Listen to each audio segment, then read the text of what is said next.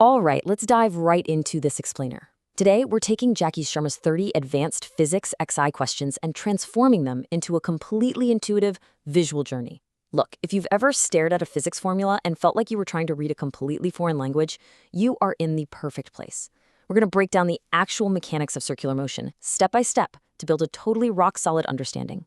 So think about this. What actually keeps a massive moon in a perpetual orbit around a planet, or a high-speed car perfectly gripped to a curved racetrack? Honestly, they feel like entirely different phenomena, right? One is literally happening out in the vacuum of space, while the other is just on a dusty road. But physics tells us it's the exact same fundamental requirement at play. We are going to unravel that central mystery of circular motion today. Here is our conceptual journey for the explainer. First, defining centripetal force. Second, the core mathematical formulas. Third, advanced variables. Fourth, real-world applications. And finally, testing the limits. Okay, let's kick things off with part 1, defining centripetal force. So what is it? Centripetal force is a real force acting on an object in circular motion, and it is always directed right towards the center. And I really want to emphasize the word real here. There's this huge misconception out there that it's a pseudo-force or some fictitious force you only feel in a rotating frame. But as our source material strictly points out, it is a very real force pulling inwards, literally forcing an object off its straight-line path and into a circle. Now, what's truly mind-bending is how this force actually behaves. It always acts perfectly perpendicular to the object's velocity. And because it's pushing exactly sideways to the direction of travel, it doesn't speed the object up and it doesn't slow it down. That's exactly why uniform circular motion implies a perfectly constant speed. Plus, mathematically speaking, because the force is always at a perfect 90-degree angle to the motion, the total work done by the centripetal force over one complete revolution is exactly 0. Moving right along to part 2, core mathematical formulas. So, we have 2 foundational equations you absolutely need to know. On the one hand, we calculate using linear velocity, where force equals mass times velocity squared, all divided by the radius. Pretty straightforward. But if we're dealing with rotation, we use angular velocity, which is represented by the symbol omega. In that scenario, force equals mass times omega squared times the radius. Notice how the radius shifts from being in the denominator to the numerator, all depending on which type of velocity you happen to be measuring. But despite the complex variations we're about to see, the fundamental dimensional formula stays exactly the same, mLt minus 2. That's mass length and time to the negative second power. It's a standard dimension for any physical force, which just proves once again that centripetal force is standard Newtonian mechanics at work.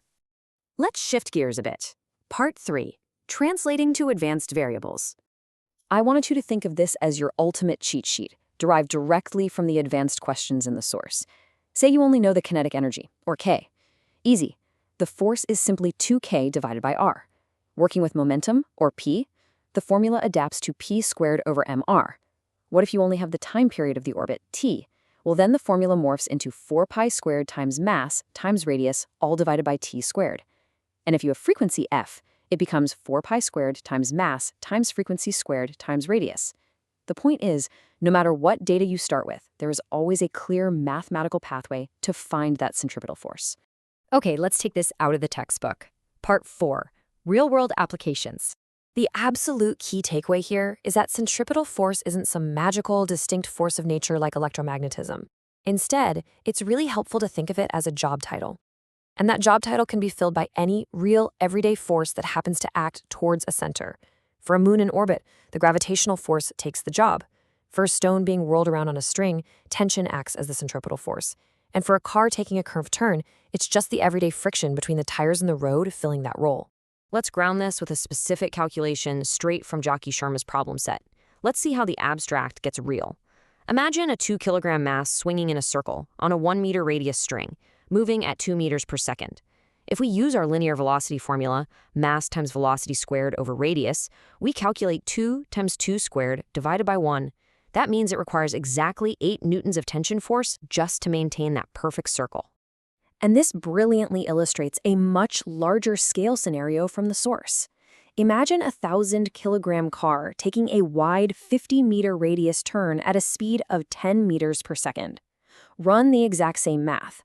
1,000 times 10 squared divided by 50, that car demands exactly 2,000 newtons of frictional force. If the tires are worn out and can't provide those 2,000 newtons, the car breaks uniform circular motion and slides right off the road. Finally, let's push the boundaries. Part 5. Testing the limits. So what actually happens if you double your linear velocity? Well, because velocity is squared in the formula, the centripetal force required doesn't just double, it quadruples. If you're driving twice as fast around a curve, you literally require 4 times the grip on the road. The really crucial point here is how the physics rules entirely flip based on what you hold constant. If angular velocity is kept constant, the force required actually grows directly as the radius grows. But if momentum is held constant, the force is inversely proportional to the radius, meaning the force shrinks as the radius gets larger. You absolutely have to pay close attention to which variable is locked in. Let's look at the radius and see how this builds conceptually when linear velocity is constant. If you have the radius, meaning you make a tighter turn, the force required doubles. But if you make an incredibly wide turn by quadrupling the radius, you only need 1/4 of the original force. Tighter circles always demand immensely more force. Now, check out the dramatic effect of the time period.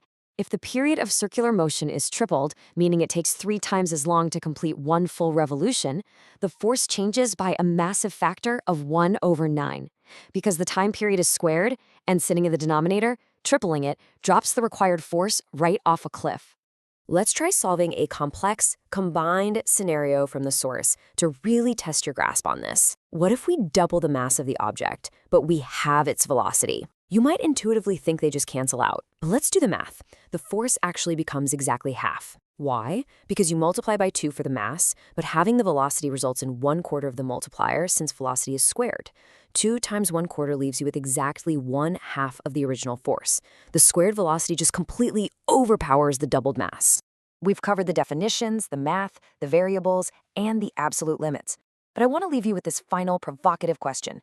If centripetal force is entirely dependent on these precise variables to maintain a circle, what exactly happens the millisecond the providing force, like the friction on a road or the tension in a string, suddenly vanishes? Think about inertia. Think about tangential paths. It completely changes the game. Keep analyzing, keep questioning, and use these frameworks to view the physical world in a whole new way.